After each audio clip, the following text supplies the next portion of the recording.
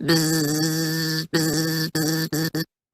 it is November 27th, and today's Noisevember word is sting.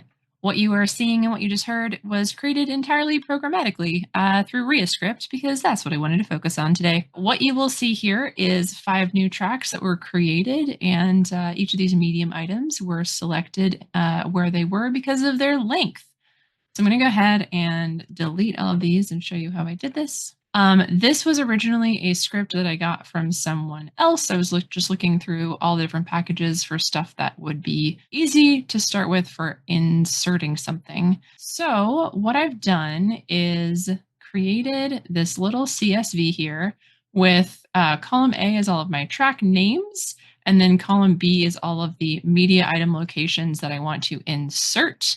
So this little script does a bunch of things. It reads the lines. It tries to figure out the length of the media item and then inserts them on the tracks with those names and those locations.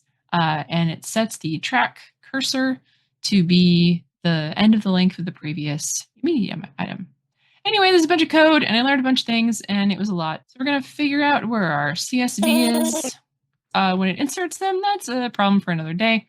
But here we go. We have STING, and we have each of these little buzz.